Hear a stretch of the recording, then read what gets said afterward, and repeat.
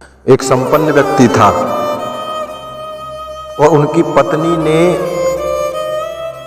कथा में जाने के लिए बहुत प्रयास किया, उनको भेजने के लिए। बहुत प्रयास करने के बाद कथा में जाने के लिए वो राजी हुए और जैसे ही कथा के पंडाल में पहुंचे और लोगों ने उनकी तरफ नजर घुमाई। जो लोगों ने देखा कि बोले संपन्न व्यक्ति पहली बार कथा सुनने के लिए आए हैं, तो लोगों ने कहना प्रारंभ कर दिया, बोले आइए आइए। आसन बिछा दिया, बोले बैठिए बैठिए। बैठ गए।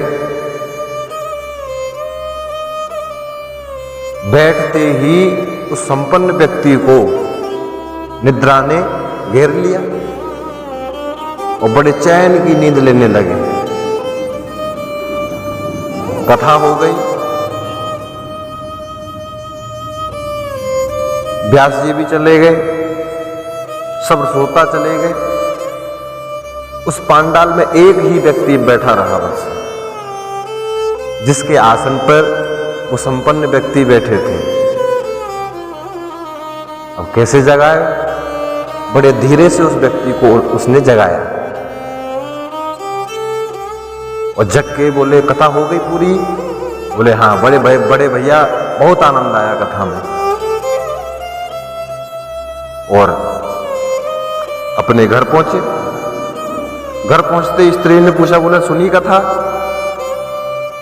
हड़बड़ाते हुए कहा, बोले हाँ सुनी, कथा सुनी। बोले क्या सुना? बोले कथा में 3 ही शब्द ही तो थे। बोले कौन कौन से? बोले आइए, बैठिए और जाइए। स्त्री सारी बात को समझ गई। अभिमानी पुरुष है, कहां कथा सुनेगा। जब सोने के लिए अपने कमरे में गए, लाइट को बंद कर दिया।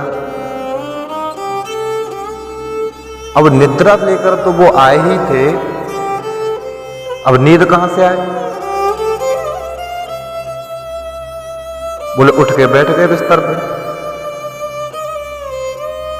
पत्नी ने कहा, बोले तुम्हारे लिए ये 3 शब्द ही तुम्हारे मंत्र हैं, इनका जाप करो अगर नींद तुमको नहीं आ रही है तो। अब पतिदेव जाप करने लगे। जाप कैसे कर रहे हैं?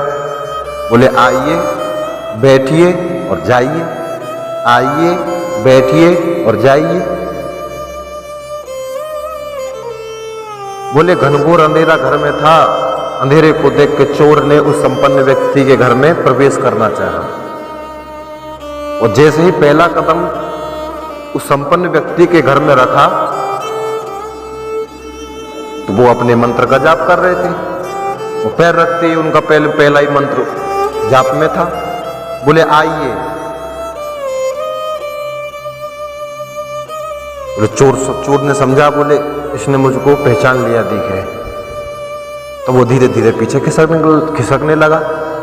बोले बैठिए। बोले सच्ची में इसने मुझको पहचान लिया। और चोर जैसे ही भागने लगा तो कहने लग, जो जाप कर रहे थे लास्ट का जाप रह गया, मंत्र रह गया था। बोले जाइए। अब तो चोर कहने लगा, इसने मुझको पहचान ही लिया, अब ये मुझको पकड़वा देगा। तो वो चोर उस संपन्न व्यक्ति की शरणागत हो गया। अंधेरा था ही। जो धन वो चोर लेके आया था, वो धन भी उसके चरणों में उसने चढ़ा दिया। उसने लाइट जलाई। भैया कौन हो?